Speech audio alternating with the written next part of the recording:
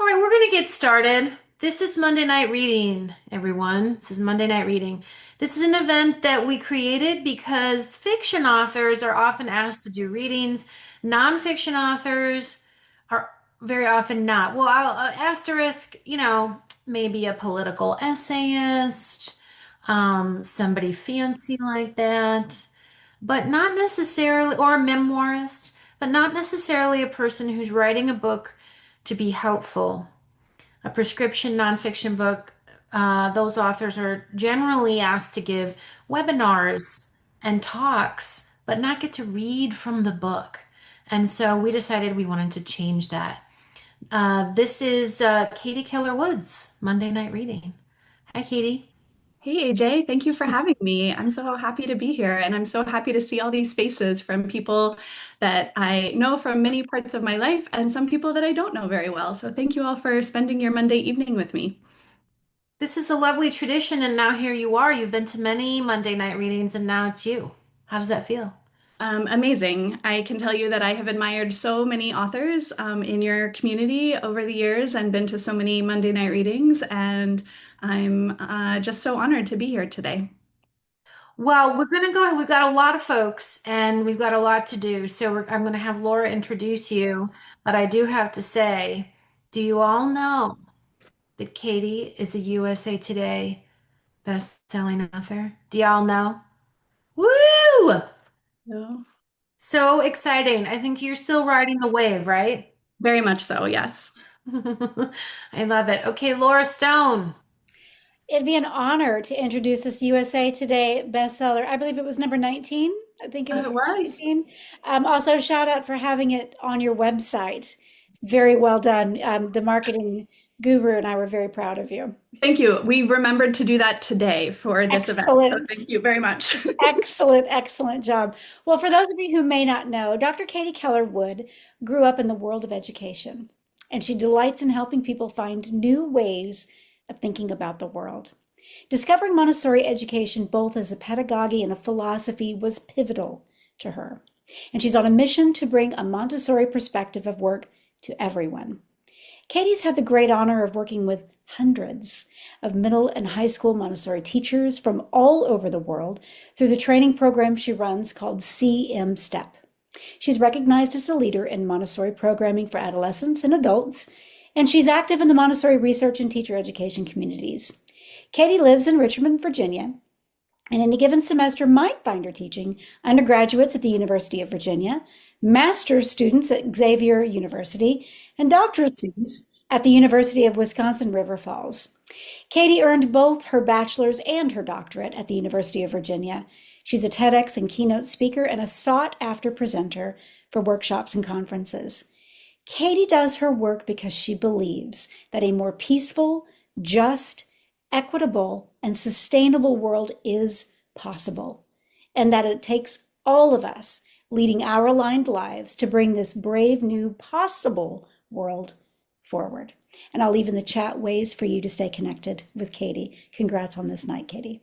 Thank you, Laura. I'm getting a little emotional, Katie, just listening to that and having you here. And Katie, we bonded because I just fell in love with your concept because I was a Montessori kid from ages 2 to 15, and I was a Montessori mom. So it was very special to me to listen to it, hear your ideas, and remember things that I had forgotten. It just means a lot to see this success of this book. All right, I'm going to ask you some questions now. And the first one is, for whom did you write this book? I wrote my book for people who love their work, for people who know that their work makes a difference in the world, and yet they don't want to lose themselves to their important work. And what is your core message to your readers? My core message is that chasing something called work-life balance is only going to lead us to burnout. So the solution is to move from seeking balance to creating alignment in our lives. And so that means that the best way to think of our lives is not as a giant set of scales, but as a magical mosaic made up of all the pieces of your life. So great. And that's speaking of which, the mosaic is the on your cover, and you have one of the best covers I've seen in a really, really long time. Thank Hey, you. hold them up if you got them. Hold them up. Do you have your book? You may not have it next to you. Oh my gosh, you do. Thanks, Barb. Yeah. Mine's at Honest Dog Bookstore, so I'm gonna pick it up on Thursday when I head over there. By the way, please order if you can from your local bookstores. Tonight, though, we're going to ask you to order from whatever retailer you like online. Laura's put in the chat some ordering where you can get from Amazon or bookshop.org. Bookshop.org is a great alternative to Amazon, and they do give donate money back to indie bookstores. So we encourage you to do that. It would really help Katie out if you would pick up a copy today. If you already have a copy, perhaps you need to gift it to somebody. There's a holiday season coming up. You probably know someone who needs it or several someones who need it. We'd love to hear if you picked up a copy tonight. If you want to put in the chat, our team would like to thank you for that. So if you did pick up a copy tonight, please note that in the chat. And one more question to round out your book's fundamentals. What is your promise to readers, Katie? Yeah, my promise is that by the end of the book, my reader will have a way to recognize and make changes when they are feeling out of alignment so that we can find joy and meaning in all the parts of our lives for the rest of our lives. I love it. Okay, so here's how this goes, everybody. Katie's going to read a couple of excerpts, probably three, depending on if we have some questions from all of you. And in between, I will be asking her questions. And at that time, if you want to ask her a question, you can do that. And we have a tradition in Monday night reading. When the author is reading, we like for you to share what you like about what you heard, a line that resonates with you, an idea, something that's inspiring to you. My regular Monday night reading people, you know exactly what to do so that you can demonstrate this for those who are new to this. And of course, we refrain from anything negative. This is a positive night. And why do you have anything negative to say anyway? Not a thing. Katie, tell us what you were about to read for us. Yes. Well, first, I really do want to read the dedication also because I think it applies to this group here. But I'm going to open with the opening story that I think helps frame the problem that my reader might be facing, and it also introduces the core message and the promise. Okay, take it away, Katie. Okay, great. So the dedication of my book, Alignment, is for everyone whose work helps move the needle towards a more beautiful, more peaceful, more just world. Your work matters, and you matter more. I remember the first time my husband Jonathan gave me the talk. I'm telling you this because I love you. My stomach dropped. I took a breath, and I turned from the counters to face him sitting at the kitchen table. And I want to support your work because I know how much it means to you, but I'm worried. Just breathe, I reminded myself. I pulled up the other chair and sat at the kitchen table with him. You're keeping crazy hours and seem so stressed. You always say that next week will be better once you get through whatever this current thing is, but next week is never better. He's the most even-keeled person I know, but I could hear the hurt creeping into his voice. I stayed quiet to give him my attention. We plan date nights, but you fall asleep 30 minutes into the movie. We spend most of the dinner hour processing the emotions of whatever happened during the day. You're more irritable than normal. This just doesn't feel sustainable. The defensiveness pricked up inside me as I tried to consider his concerns. Is that really true? Surely he's exaggerating a bit. Well, maybe, but doesn't he understand that people are counting on me? What am I supposed to do? I can't just abandon them. And anyway, didn't we just recently do that fun thing together? And I miss you. Oof. I could see that he was right. We took some time that night to discuss the things that mattered most to both of us, and I made my very first better balance plan. Maybe you've made one? You know, where you figure out exactly how it is you're going to solve this problem and find more balance between your work and your life. To try to resolve once and for all the excruciating tension you feel between the work that matters to you and all the important non-work parts of your life. That night, I stayed at the kitchen table for a while to think it all through. I had already admitted Jonathan was right. I had been surviving day to day at work for a while now, and I was no longer a new teacher. Sure, when you're learning the ropes, when you're developing all your content from scratch, things just take longer. But I was well past those days, so something had to give if this was going to be a sustainable career. I was confident that this better balance plan would be the key. And if there is one thing I love, it is a good plan. So I carefully calculated my responsibilities and put time estimates with each one. I reviewed my contract and additional responsibilities I held. And like anyone who has made an overly optimistic budget, I was sure that with some simple planning, the resources allocated could match the needs and demands. Maybe you've had the talk too, where loved ones express concern that we seem to be losing ourselves in our work, when they're worried about and sometimes even hurt by the ways that we give everything we can to the work and come home empty. Maybe no one has had to give you the talk because you've recognized this problem in yourself. Maybe you've created 1 or 100 better balance plans yourself. Or maybe you're trying to help someone else, someone who loves their work, but struggles to feel that that they are enough. We become desperate for another way. Many of us serve in the so-called helping professions as teachers, nurses, lawyers, community organizers, social workers, but all of us see our work as part of our contribution to making the world a better place. We often choose these professions because of the meaning they bring to our lives, because we have something important to offer. Whether we're drawn to our professions as a kind of calling or simply as one way to make our world a better place for now, we feel that we're here for a reason. We're satisfied that we've chosen the path that feels right for us. But then something happens along the way. Despite warnings of burnout and admonitions to keep a healthy work-life balance, we can find ourselves being consumed by our work. I've heard the stories and even lived some of them. The healthcare worker who needs to spend as much time recovering from her shifts as she did working them. The teacher spending more than 70 hours a week on work just to feel that he was still performing at only an adequate or even subpar level. The social worker who worries constantly about their clients, whether or not they're off. The nonprofit director or small business owner of a mission-driven organization, waking up earlier and earlier, spending weekends and holidays, trying to find a way to keep all the balls in the air to meet the endless needs that their organization is supposed to serve. Then we feel bad. We know our work has taken over and we're missing important connections with ourselves, our families, our friends.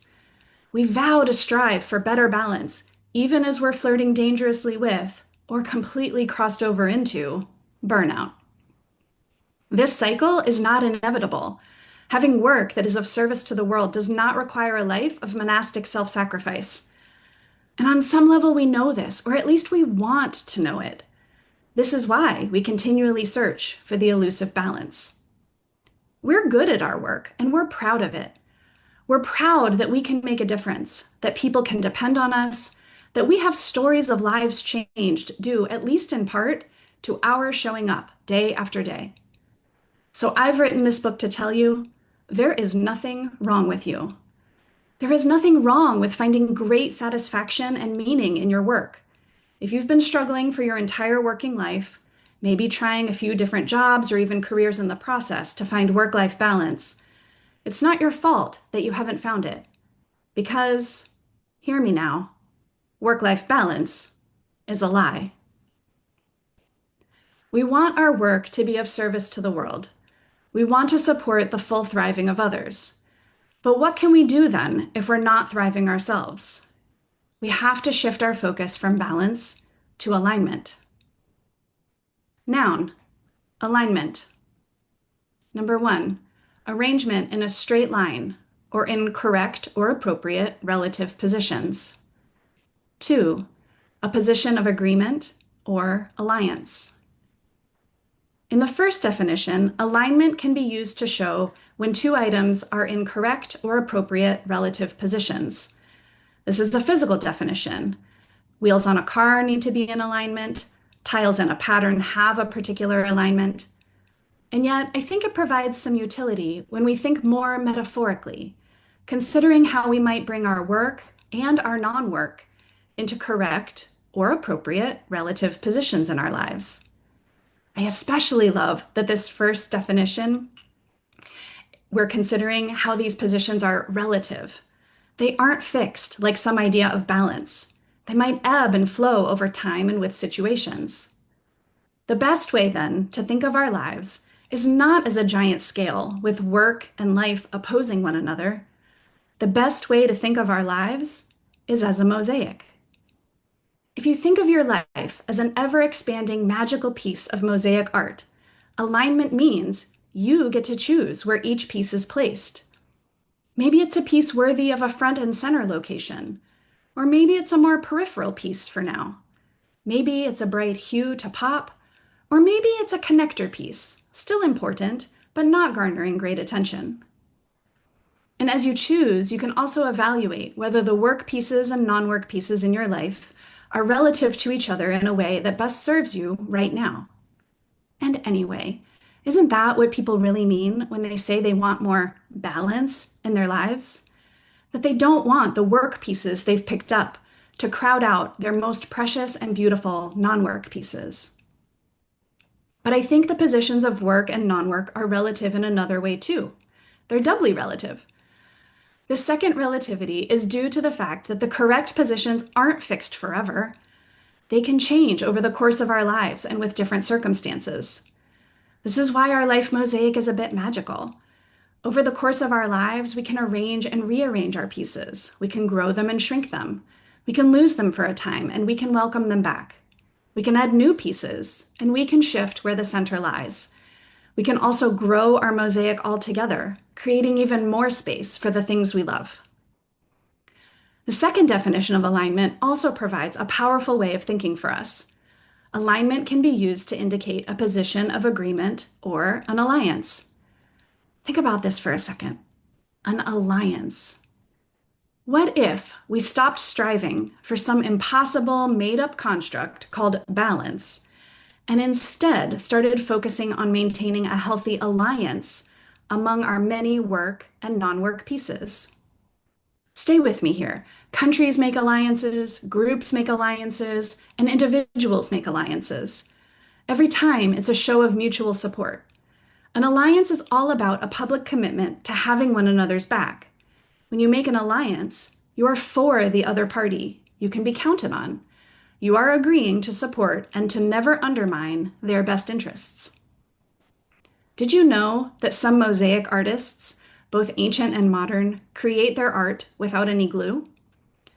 These mosaics hold together purely by the fit and strength of all the pieces, each supporting the others. That's a healthy alliance. The beautiful mosaic of the Pantheon floor in Rome is often considered such an example. When I'm in Rome, I usually try to stay near the Pantheon. It's thrilling to see the enormous doors open and close because each door weighs about 7.5 tons and yet can be moved by just 1 or 2 people per door. My favorite thing about the Pantheon, besides its beauty though, is how it connects Rome through the ages. The Pantheon has stood for nearly 2,000 years, with daily visitors numbering in the tens of thousands, millions of people every year. The famous oculus, open to the sky, means the rains of those nearly 2,000 years have fallen on the floor tiles. And yet, scholars estimate that at least a third of the stones in the floor are still original, meaning not restored in modern times. And while some mortar and grouting was likely used, the ancient artists and designers also created the floor so that the weight of each piece, coupled with the support from the weight of the surrounding pieces, would be the primary means of holding the whole mosaic in place. Each piece supports the others, and the strength of this support has allowed the mosaic to endure. What if our work and non-work pieces could be in alliance too? What if the presence of each piece supporting the others is exactly how our whole life mosaic holds together? We have a new opportunity to be in alliance with ourselves. We are the ones who won't let us down. We are the ones we have been waiting for, as poet June Jordan once wrote. and our work and non-work become co-contributors to a meaningful and satisfying life. And isn't that the whole point? Why we chose our professions in the first place? To bring our whole selves in service to our missions, to have this meaningful and satisfying life, and to know that our individual brand of magic, made up of our unique capabilities, temperaments, and experiences, can make a difference in the lives of others. So, unlike the concept of balance, a huge life scale where there's a correct amount of work weight on one side and a correct amount of life weight on the other to zero the scale, alignment doesn't ask us to split work and life 50-50, 60-40, or any other ratio. Alignment offers us 100%. We can be whole people living our whole lives with our work and non work in harmony and even supporting and enhancing one another. Alignment leaves no room for burnout because when you align your life mosaic by prioritizing the things that matter most to you, you come home to yourself. And the best part is, an aligned life is possible at every stage of your life journey.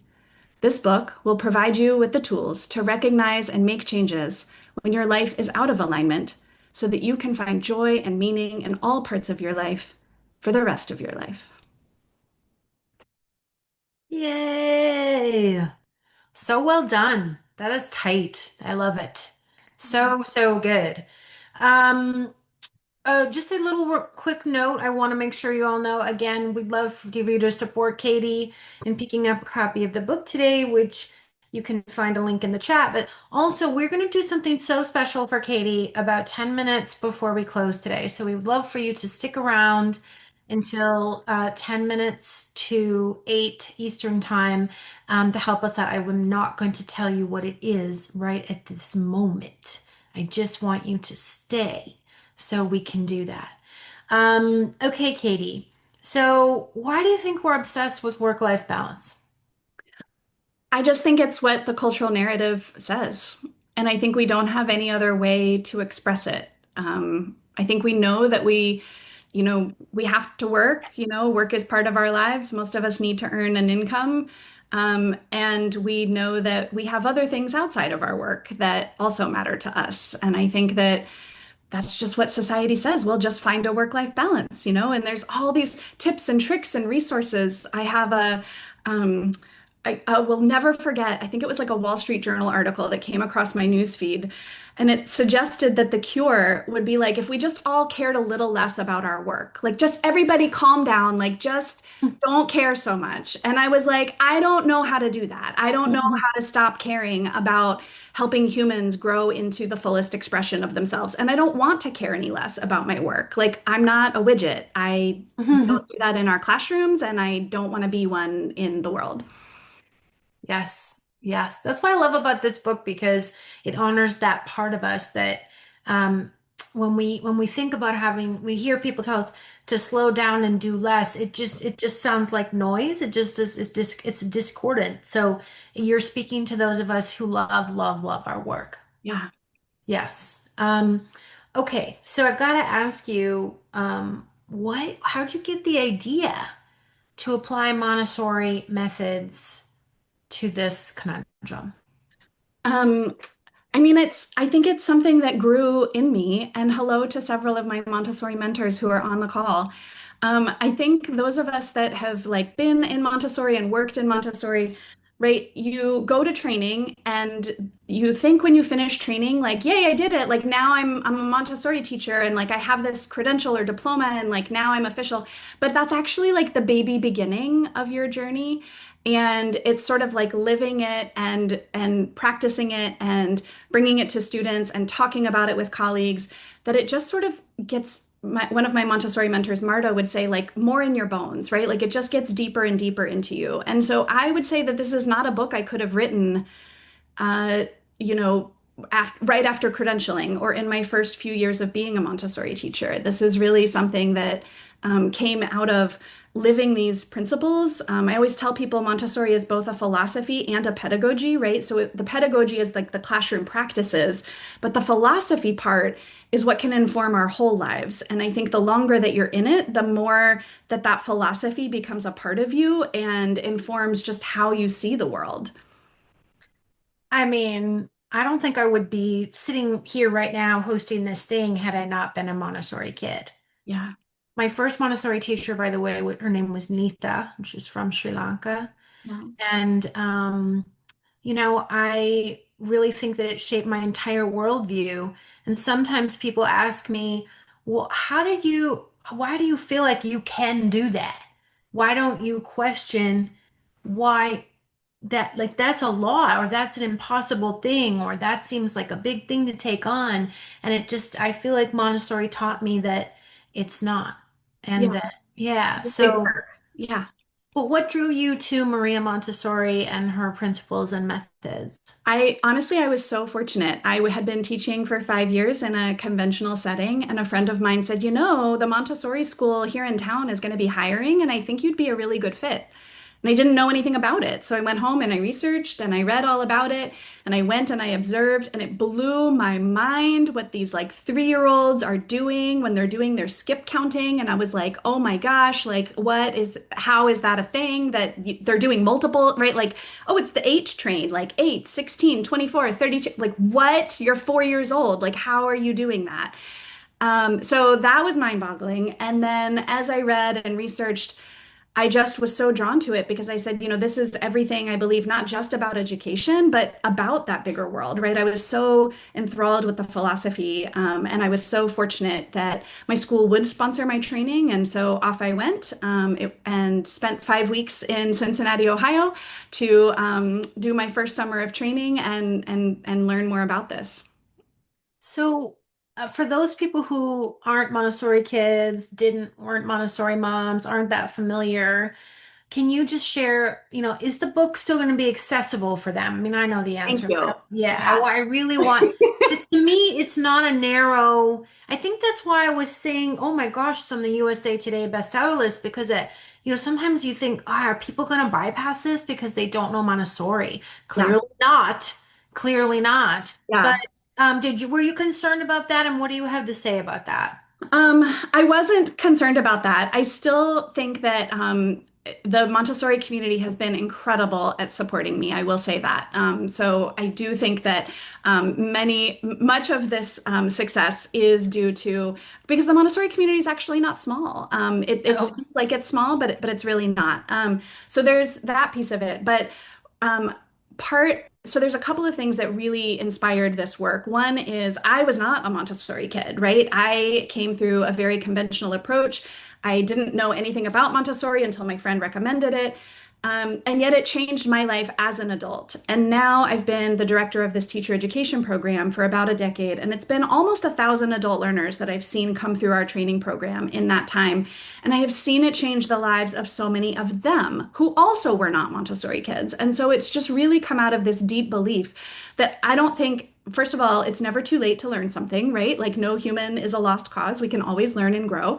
And I really think that like this idea of bringing some of these Montessori principles can have a positive impact on anyone, whether you were a Montessori kid or not. So I have some of these ideas that I'm translating, but it's really like Montessori for adults.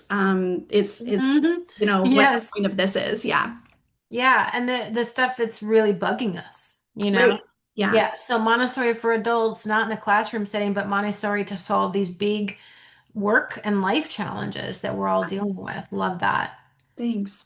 Okay. I want another excerpt. What you got? Okay. All right. So this is a shorter one. This one is a little bit of more of what we were just talking about, how my Montessori background kind of brought me to some of these ideas. So that's Wonderful. up here. I had my first glimpses of moving beyond work-life balance when I started my training to become a Montessori teacher. At the time, I was already 5 years into my teaching career, and I had already had the talk more than once. Montessori teacher training is not a small commitment, and it would be easy to see it as just a huge weight on the work side of the work-life balance scale. Many teachers do, at least at first. I was incredibly fortunate to be sponsored by my school for the tuition and travel, but the credential I was seeking still required over 500 hours of class time, as well as a year-long teaching practicum. But I think that made Montessori training the most daunting and the most impactful was that I quickly realized I was not just learning a new way to teach, I was learning a new way to be in the world. That's no small task. Clearly, this training was going to be about more than just my work. In the first summer of training, I noticed that my mentors in the training program worked hard and took their work seriously, but they had a lightness and joy about their work as well. One instructor, Barb, shared a quote about a master in the art of living on the first day of our super intense curriculum development course. Maybe you've heard it. It's often been misattributed, but Lawrence Pearsall Jacks wrote in 1932 that a master in the art of living draws no sharp distinction between his work and his play, his labor and his leisure, his mind and his body, his education and his recreation. He hardly knows which is which. He simply pursues his vision of excellence through whatever he is doing and leaves others to determine whether he is working or playing. To himself, he always seems to be doing both. Now, there have been plenty of critiques about this line of thinking. You've probably seen the sarcastic memes that tell you not to do what you love, because instead of living by the popular motivational quote, find a job you love and you'll never have to work a day in your life, you'll actually be working every day of your life with no boundaries. Now, of course, boundaries are important, as we'll discuss in Chapter 7. But should we all go spend significant portions of our precious life on work that we hate? If we have no other options for making ends meet and taking care of our families, that's one thing. And if you're reading this book, it's likely that you already have a job that you find meaningful. So, what I loved about the Jacks quote and about what my Montessori mentors were showing me was that there was a more holistic way to think about our work. I had come from a hard-charging, high-achieving academic paradigm where it was clear to me from an early age that there were winners and losers in the world. But my Montessori instructors were showing me a different possibility, one where every human could be seen as inherently worthy, with unique gifts to offer the world. Our job as educators, they were showing me, was not to view students as empty vessels waiting to be filled up with knowledge, but as uniquely capable, talented, and curious beings who were already engaged in the important work of self-construction. Our job was to create the environment where each human could blossom into the fullest expression of themselves. And I quickly realized, with some shock, that this applied to us as adults too. It was no longer about being the best in the world. It was about being the best for the world, as DeWitt Jones has said. And Montessori education has had some impressive outcomes. To name just a few examples, educational researchers have found evidence that a Montessori education may be an effective intervention at narrowing educational achievement gaps. That the brains of Montessori students show evidence of embedding new knowledge in a more flexible way, fostering deeper learning and more knowledge transfer than non-Montessori students. And that adults who experienced a Montessori education reported significantly higher well-being scores than adults who experienced conventional education. Montessori training absolutely taught me a lot about being an effective teacher, with lessons on learning and how the brain works, adolescent development, how to prepare a classroom, how to promote divergent and critical thinking, and more. But it also prioritized my own human development. We had lessons on effective communication and conflict resolution, on how to own our own stories while being mindful that our viewpoint is just one and often limited. We learned how to reframe our thinking and even our self-talk, to believe in the not yet, and to reframe failures as growth opportunities, not evidence of being a global failure. I've served as the director of this same Montessori teacher education program now for over a decade, and in that time, I've seen this Montessori approach transform literally hundreds of adults, not just their students. And from my work as a Montessori teacher, teacher educator, scholar, and leader, It's become crystal clear to me that these lessons don't have to be reserved for the tiny percentage of humans who are able to receive a Montessori education. Though I'm encouraged that Montessori education is growing worldwide, and especially in public schools. Or the even tinier percentage of humans who receive formal Montessori teacher training. No, I think these lessons of embracing our fullest humanity can be for everyone. We can all learn to design and redesign our precious life mosaics, to find joy and meaning in all the parts of our lives, including our work. I remember Ben, who came to our training and was a most enthusiastic student. However, when he decided to leave teaching, he wrote me the most heartwarming email, thanking the program for changing his life. He wrote about how his Montessori training had shown him that his deepest passion was actually for farming, for working on and with the land. And while his role as a Montessori teacher would allow him to dabble in that work, he felt that his life and his family would be best served if he dedicated himself to that work full time. I'll never forget Sandra, who shared that her Montessori training experience gave her the courage to fight for her marriage, or Sophia, whose training experience gave her the courage to leave hers. Her exact words, solo time saved my life. I've even known adults who, upon studying Montessori for themselves, reported life-changing impacts. One friend of mine, Melissa, reported that learning about Montessori education gave her enough hope and confidence to bring a child into the world after many years of being uncertain. Her daughter, now 8, is thriving in her Montessori school.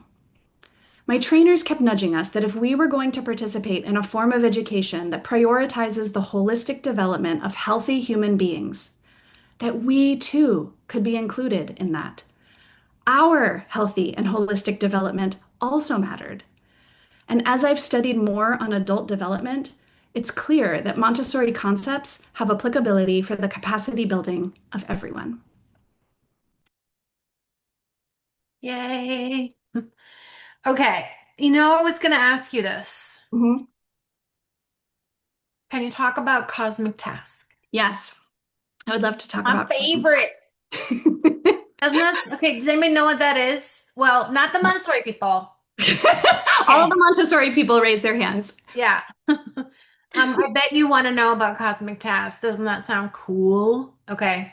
Tell, Okay, so tell us, Katie. yeah, so Montessori has some unique connotations to work. And one of the many ideas that I talk about in my book is that children learn from a very early age that everything in our interconnected universe has a unique role to fulfill. That is a cosmic task. And so they learn, like little ones, that the job of an adjective is to describe a noun, and the job of the wind is to purify the air. And so it naturally leads students as they get older to start asking questions like, well, what is my contribution? Like, what is my work in the world? And so cosmic task, the idea is that, like, I think of it as like, what are we here on the planet to do and be right now? This Montessori scholar Camillo Grazzini said that we might think of the world as a great household, a cosmic household, where all the jobs involved in running the household have been divided up and shared. And so that's this cosmic education that is such a part of the elementary Montessori curriculum. And it grows as students move into adolescence, where they develop kind of their cosmic vision and their contribution to the world. But that's what Ben the farmer was realizing. He's like, my cosmic task is to go be a farmer. Like, thanks for this teacher stuff, but like, I'm gonna go do that now. Like, that's what I'm meant to do on our planet. Did you see Tom Roberts? He wrote, wow, I want to go back to Montessori school. And I feel like you're letting us have that with your book, Katie. Thank you. Thank you. That's my Yeah. hope. Yeah. Montessori for everyone. Montessori everywhere. Montessori for everyone, Montessori everywhere. Yes. Dominate. Cosmic task is important, I think and it's so important in what you're teaching us, but it helped when you and I started talking about it, I had forgotten about it. I think because of I just forgot the term, Yeah. but I don't think I ever forgot that it was something inside of me Right. because I have never veered off of doing what I think is meaningful and important for me and Right. what I'm supposed to be doing. So some part of me remembered, Yeah. whether you call it cosmic task or something else, but Boy, that sure helps you set your priorities. It sure does. It sure Yeah. does. And I think, yeah, it helps reframe what work is, right? Because what I am here to do and be on the planet may or may not have something to do with how I earn a living, right? So that's where I talk about paycheck work Hmm. and purpose work, and I have a lot of overlap between my paycheck work and my purpose work, right? So how I earn a living is part of what I think I'm here to do and be on the planet. But even if that weren't true, like you can retire from your paycheck work, you don't retire from your purpose work, right? We still have a cosmic task. We still have things to give, things to be in our world. What's your cosmic task?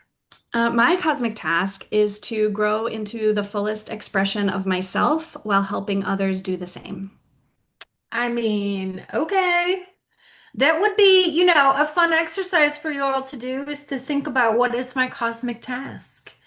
And to be able to say it so succinctly is, I like it better than what are your values? I mean, not that values don't matter, but cosmic task, man. Well, you can't argue with that. I'm sorry, but that's not in my cosmic task. Well, and then you get to say no to things, honestly. Yeah. Because, if we have our paycheck work and our purpose work, right? But if something is outside of those two things, then like that's not my work to do. Like I don't need to do that work. And there's no shortage of like great things that we could all spend all our time and energy on. And if you're a giver, lots of those opportunities come to you, right? Like there's no end to the committees you could be on or the volunteer service you could offer to the world, right? So, but really grounding yourself in what am I meant to offer to the world, I think really frees and empowers us to know how to make the choices to live in alignment. Yes. Yes. Love. Okay. You have one more excerpt? I do. Do we have time for it? It's like Well, we're how gonna long, be pushing it. how many words is it? Um, Ish. Good question. Like 1800-ish. We might be pushing I it. can do short. Let me tell Max's story and then I'm gonna skip to the 10 things Montessori classrooms can teach us about work. How's that? Oh, everyone wants that. Okay. Everyone wants that. For sure. Okay. We want that. Okay, Everyone go. wants those things. Okay, so this is about Montessori classrooms have a unique perspective on work. So let me tell you the story about Max. My friend Heather shared with me a story about one of her students named Max. Max was new to the Montessori school, but he seemed to be adjusting well. So Heather was surprised when Max's dad asked for a meeting, indicating that something was amiss. Max's dad shared with Heather that while it was great that Max seemed to like his Montessori school, the family was seeing big problems outside of school. He thought it might be about routines, that perhaps Max was simply having trouble adjusting to the weekend days that were less routine. He told Heather, "You see, Max cries most weekend mornings. And not even after anything has even happened. He just seems to wake up and burst into tears." Max's dad was perplexed. He loved weekends and he wanted his family to revel in their time together, not start the day with a meltdown. In the course of the conversation, Max's dad shared that he had the habit of waking up and joyfully announcing weekends by cheering to his family, "Hooray, hooray, no work today." "Ah," Heather told him, "that's it." Max's dad gave her a look, the kind that said he definitely did not follow, and was also now somewhat suspicious about her sanity. "What's it?" he asked. "The no work part," she said. "Here in our Montessori classroom, all the interesting and engaging activities are called work, not play." So to Max, an announcement of no work might as well have been a proclamation of no fun today, first thing in the morning. Once this differing viewpoint of what work is became clear, Max's dad changed his weekend announcements, and Max didn't cry on weekends anymore. Because, perhaps unlike his dad, Max didn't see work as a drudgery or a necessary evil. To Max, work was interesting, challenging, and in the challenge, even fun. Skip, skip, skip, skip, skip, skip. Okay, so here are 10 ideas from Dr. Maria Montessori and the classrooms that bear her name that can help us reframe our ideas about work. Each of these could probably be a book in and of themselves, but I'll share the shortest versions here. Number one, work is integral to and natural for humans. It's something that everyone does. Throughout history, humans have had a drive to create, connect, discover, explore, build, and share. Number 2, work takes many forms and is not limited to economic exchange. Instead, work is simply our human endeavors, evidence of our life force. Our work is comprised of our contributions to and our impact on the world. Number 3, work is how we construct ourselves. It's an important part of our human development. I learned this first from my Montessori studies and observations of children and adolescents, but I've come to believe that it's true throughout our lives. Work can be a place where we build our sense of self, our positive self-regard, and our beliefs in our own capabilities and worthiness. Even as we get older, taking on new kinds of work, inside or outside the actual workforce, leads to continued self-construction and adult development. Number 4, work is inherently noble, so we respect our own work and the work of others. Again, this comes back to the idea that work is evidence of our human capacity, vitality, and life force. If all humans are inherently worthy of dignity and respect, a core Montessori belief, then so is their work. Very young students take great care to walk around peers who are working on the floor because we would never want to inadvertently step on, interrupt, or undo part of someone's important work. Number 5, since work has no negative connotations in a Montessori classroom, it can be a source of great joy and delight. In fact, in a Montessori classroom, there may be very little difference in how a child feels between engaging in something they call work with a material or in unstructured play. Now that's a lesson I was happy to learn. Number 6, work can be self-satisfying. It doesn't require external approval to feel worthwhile. This is similar to the point on joy above, but I think it's worth mentioning explicitly. It seems obvious that of course we don't need someone else's approval to feel joy and meaning in our lives. But many of us have absorbed ideas from school and our places of employment that our work is only as good as the external validation it receives. Montessori schools aim to help students hone their own internal sense of possibility, to be the first responder to and assessor of their own work. The youngest students simply work on something until they feel internally satisfied, whether that's 10 minutes, an hour, or several days. Older students have deadlines, but constantly reflect on their work and progress. Number 7, failure in our work is how we learn. Work is not meant to be completed perfectly while we're learning, so Montessori materials build in a control of error or a way for students to know on their own whether the desired outcome was reached. If the material still shows an error, Montessori students simply start again. I've seen Montessori students work with a single material for an incredible amount of time, uninterrupted, until they feel internally satisfied. And even if it takes a long time, these students don't internalize any feelings of guilt, shame, or unworthiness at their mistakes. Mistakes are a normal part of the process. They're planned for in advance, and there are tools to help students self-correct. Number 8, our environment, the container in which we do our work, has a huge impact on our ability to work well. This also includes the human community where we work, because we work both independently and interdependently. So Montessori classrooms are highly structured and beautiful, with plants, natural light, and natural materials, usually not plastic, which promotes a sense of calm and order so that students feel safe and free to focus. They provide students with furniture of the appropriate size for their bodies, adequate and flexible spaces for their work, learning materials that are accessible and complete, and clear classroom norms to help students understand how to respect the working environment for the benefit of everyone. Number 9, focused work is important to prioritize, but it also has its limits, which leaves space for other experiences to promote holistic development. Montessori schools protect uninterrupted blocks of student work time, but they don't span the whole academic day. Typically, a Montessori work cycle for early childhood and elementary levels is 3 hours, leaving space for outdoor time, art and music, physical education, drama, going out, and other enrichment activities. Number 10. And finally, the most complex idea, Montessori believed that as children grow to adulthood, work becomes a place where our unique brand of magic can meet the needs of the world.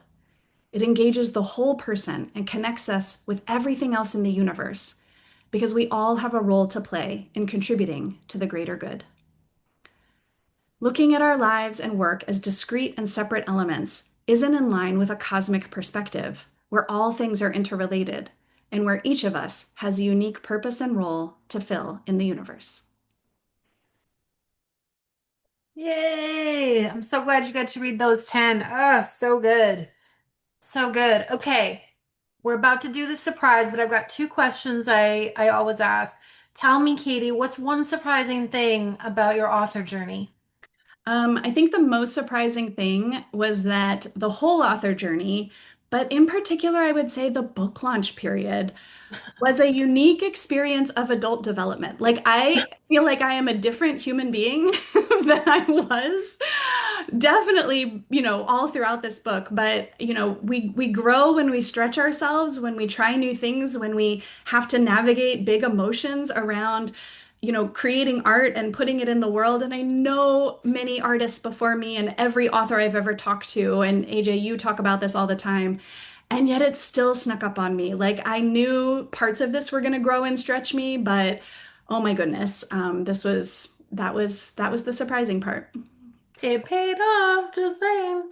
And it will continue to pay off. And my favorite question that I ask at the start and the end of your author journey, what is the Mhm. change you want to see in the world through this book? Yeah, I want people who do important work in the world to be able to stay in it for as long as they want to be able to do that work joyfully and well without sacrificing themselves. Love, love. Okay. And we Okay. want to thank everybody. Please keep leaving the reviews, of course.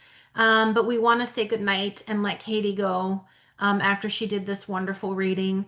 Katie, we're so proud of you. We just couldn't be more proud of you. Thank you, Just couldn't AJ. be more Thanks proud of you. thank you, Can I AJ. also just can I also just say to everyone that Katie was on her own timeline with this book. And so however long it's taking y'all, it does not matter because here she is. The Montessori perspective of time. We roll out that long black strip and we roll it out and we roll it out and we roll it out, and then humans arrived. Not a moment too soon. On that note, everybody have a good night. Thank you so much for showing up for Katie, and thank you, Katie, for writing this book. Thank you, Good night, AJ. everyone.